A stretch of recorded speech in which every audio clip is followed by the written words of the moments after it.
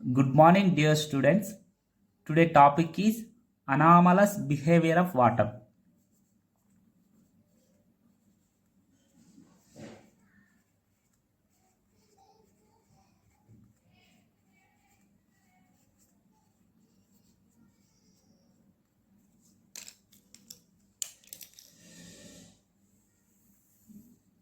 Here I am taking volume versus temperature graph, density versus temperature graph. Generally, we know by heating substances are expands. By cooling substances are contracts. If we observe on heating, water contracts from 0 to 4 degrees Celsius. So that is the volume of the water is decreases. Afterwards, water is expands. So that is volume of the water is increases. At 4 degrees Celsius, water have minimum value.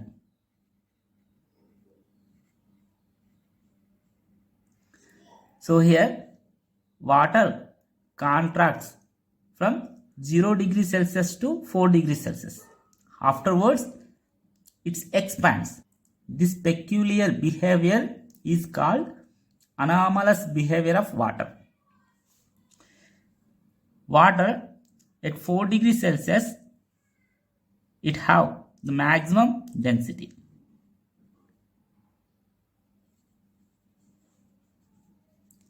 So 0 to 4 degrees Celsius, the density is increases.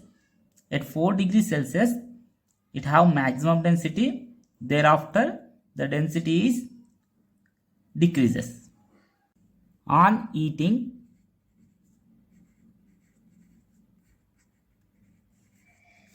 water contracts from 0 degrees Celsius to 4 degrees Celsius.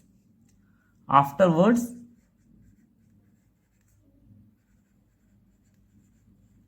expand. This peculiar behavior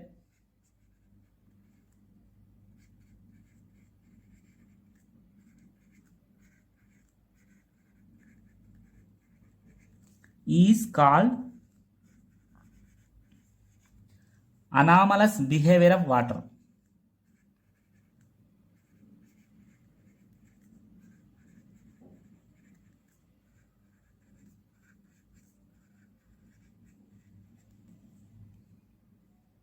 Let us discuss advantage of anomalous behavior of water.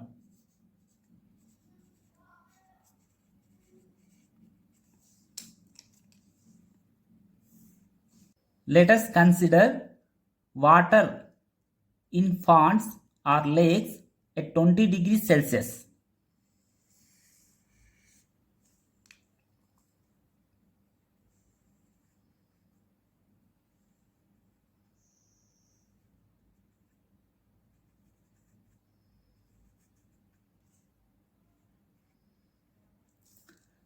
As lake cools towards 4 degrees Celsius, water near to the surface lose heat energy to atmosphere.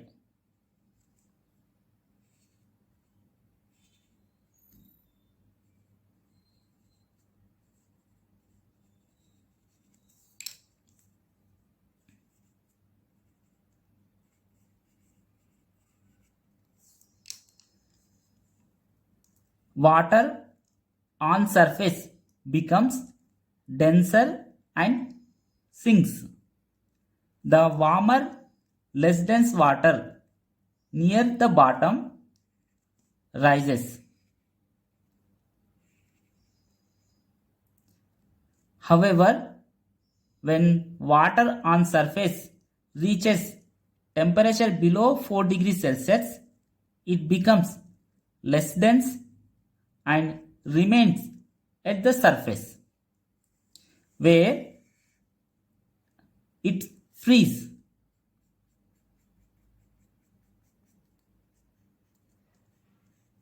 Here, ice is a bad conductor of heat.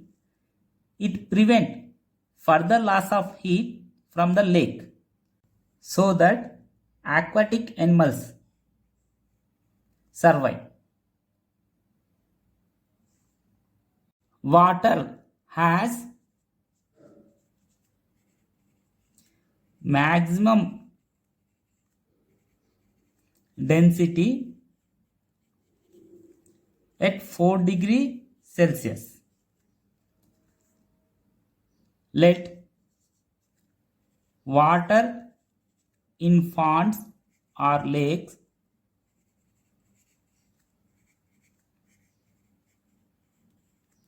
at 20 degrees Celsius has a lake cools towards 4 degrees Celsius.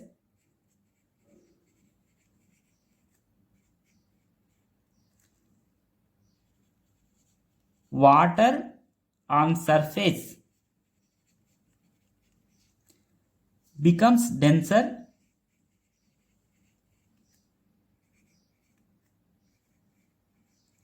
and sink. The warmer, less dense water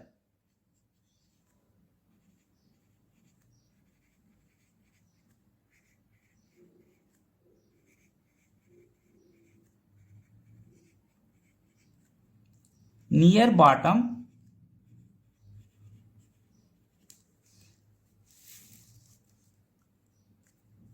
rises.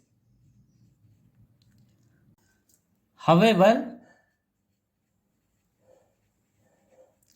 when water on surface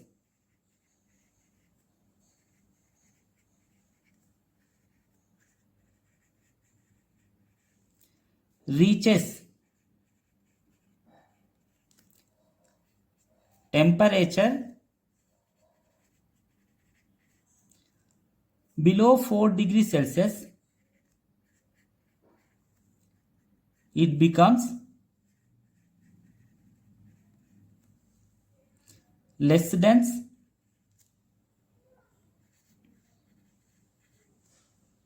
and remains at the surface.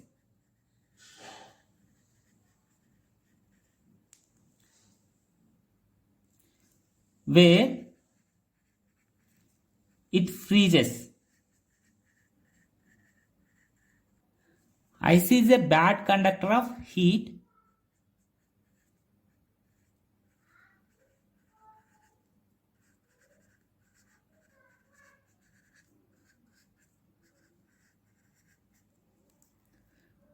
It prevents further loss of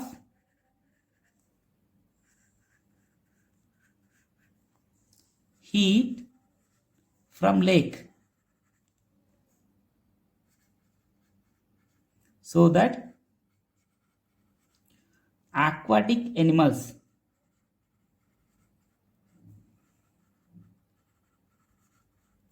can survive. Next one is thermal stress.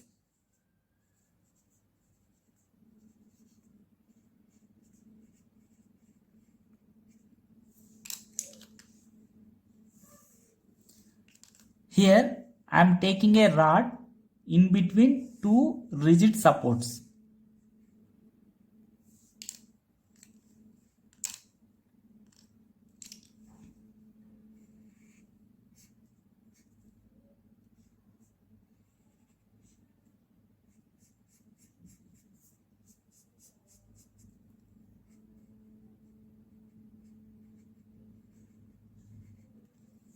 By applying heat to rod,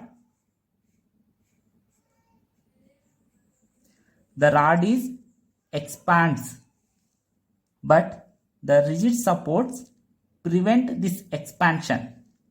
So the rod acquires a compressive strain due to the external force provided by the rigid supports at the ends.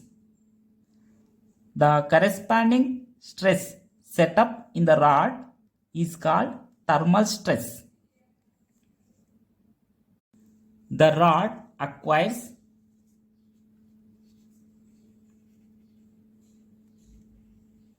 a compressive strain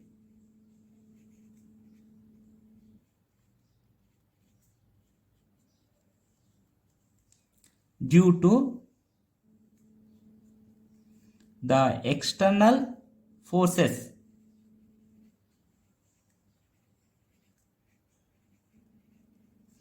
provided by the rigid supports.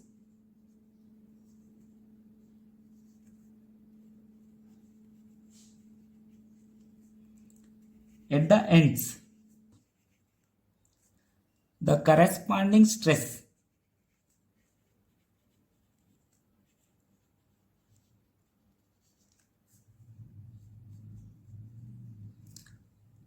set up in the rod is called thermal stress.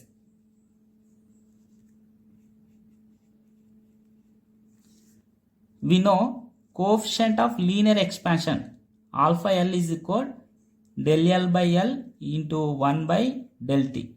So from this del L by L is equal, we can write alpha L into del T. We know Young modulus Y is equal stress by strain. So from this stress is equal Young modulus into strain. Here strain is nothing but change in length by original length. So here this stress is known as thermal stress is equal Young modulus Y into here del L by L is equal alpha L into del T.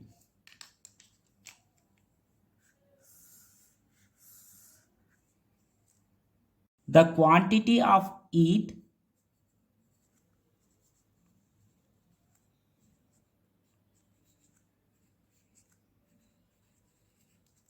required to warm a given substance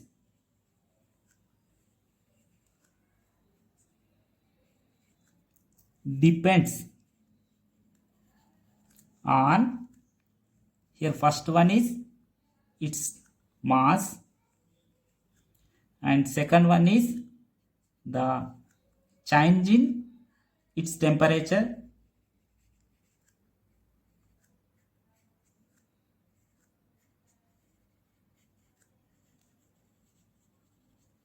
and third one is the nature of substance.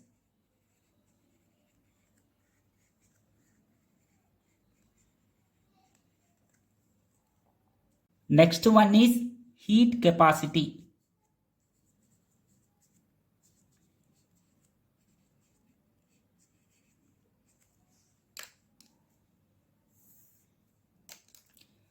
The amount of heat energy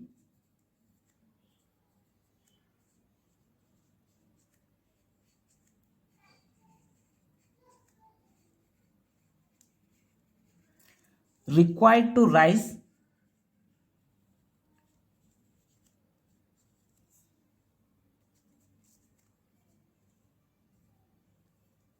the temperature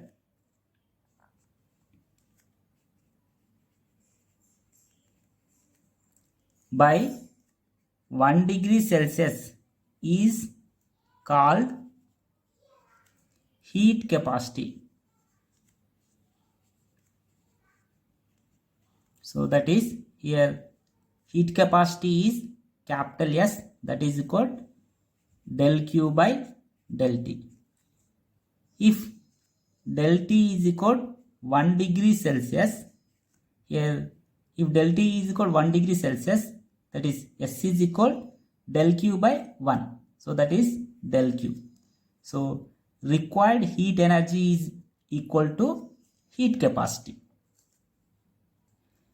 Next one is specific heat capacity.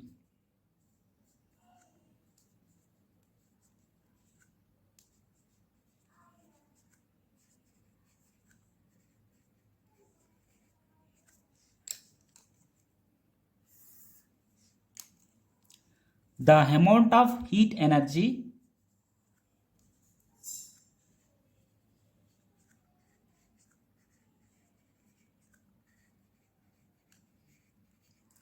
required per unit mass substance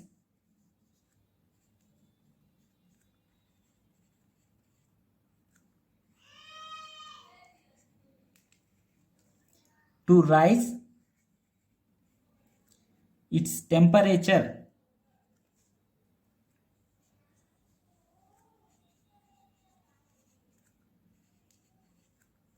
by 1 degree Celsius is called specific heat capacity.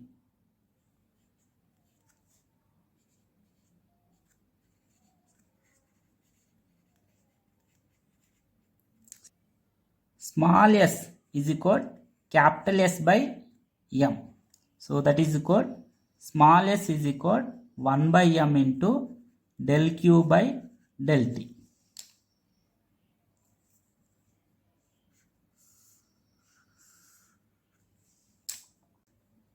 If for unit mass, that is mass is equal 1 unit and del T is equal 1 degree Celsius, here specific heat capacity is equal to, so here m is equal to 1, del T is equal to 1. So S is equal del Q. So that is specific heat capacity is equal to required heat energy. Here SI units is,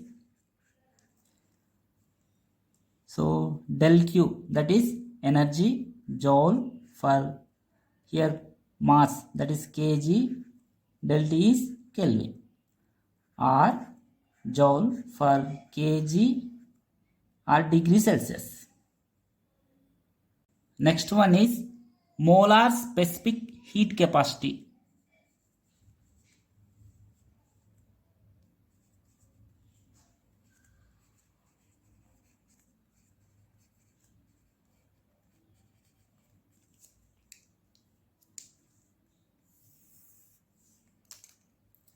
The amount of heat energy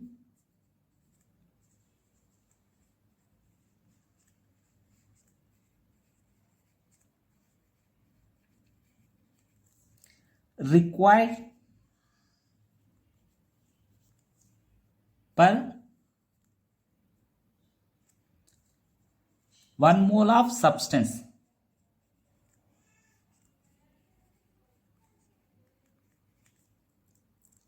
to rise its temperature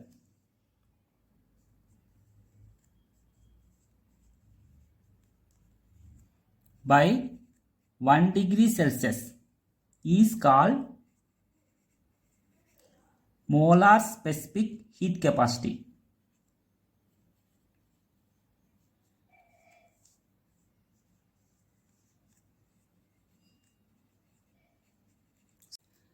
That is S is equal 1 by mu del Q by del T.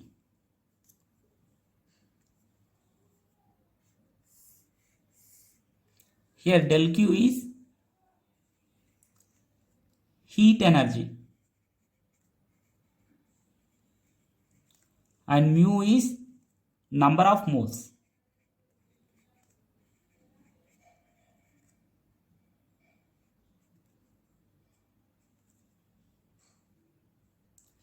Here molar specific heat capacities are two types.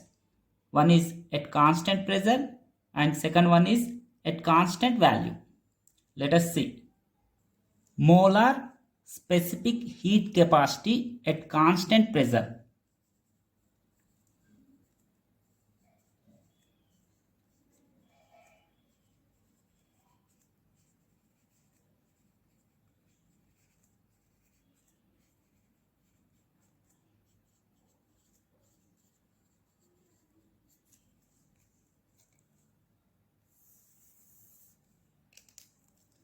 The amount of heat energy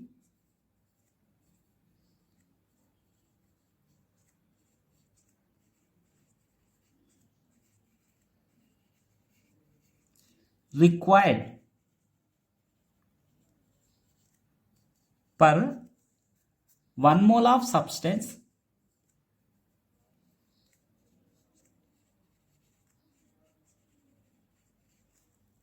to rise its temperature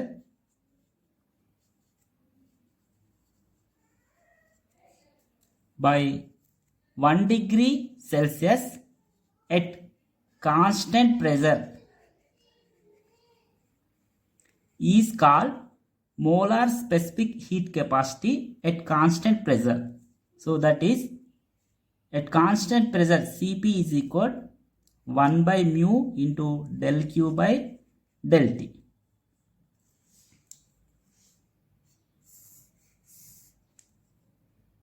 Molar specific heat capacity at constant value.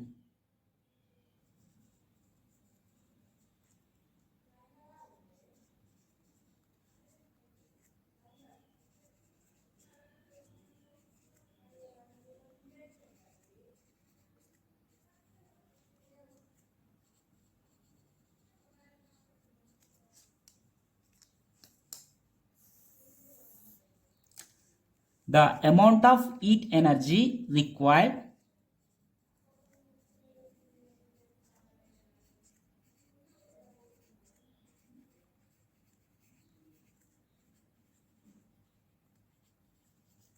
per 1 mole of substance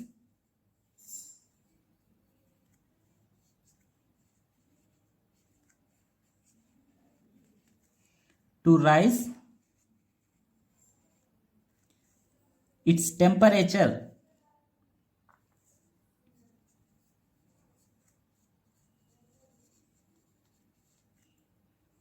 by 1 degree Celsius at constant value